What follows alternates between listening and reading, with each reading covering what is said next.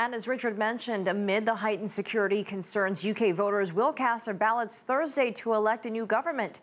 Security and Brexit are top issues. Earlier, I spoke with political analyst David Kitching about what is at stake.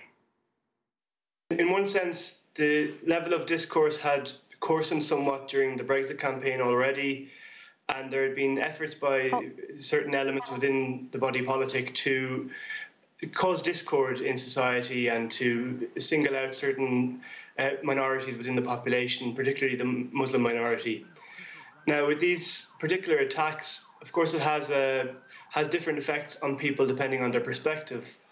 And it has also highlighted certain weaknesses within the Conservative Party and their time in government. Even while Theresa May was Home Secretary, she presided over major cuts in community policing, a reduction of 20,000 police officers during that time. And while she maintained investment in other elements of security and home affairs and intelligence, community policing is really where a lot of this soft intelligence comes from, of people who are at risk of radicalisation. And it's a very useful preventative strategy for this kind of policing. And there has been a lot of back and forth in recent days about the police numbers.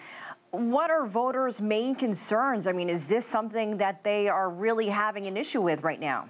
It does seem to be something they're concerned about. Essentially, voters tend to feel safer when they see that they're protected, and at the moment they see a government who is campaigning on the basis of being strong and stable, yet is presiding over one of the worst periods of instability on various levels in recent memory in the UK. What would you say is behind the Conservative Party's recent slide in the polls? A lot of people were saying this was really their election to lose. Throughout the course of the campaign, they've looked so weak. They've appeared almost robotic, just repeating strong and stable at every possible juncture, while presiding over that instability I mentioned earlier. And at the same time, they've shown real weakness. Theresa May has personally had a very difficult campaign. She's avoided debating with the other party leaders.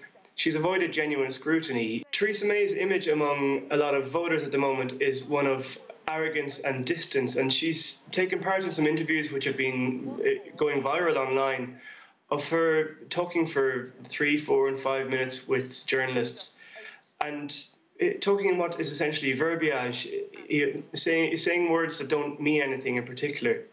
And it really shows a politician that's becoming out of touch with her voter base. At the same time, the Labour Party has improved somewhat in its campaign in recent times.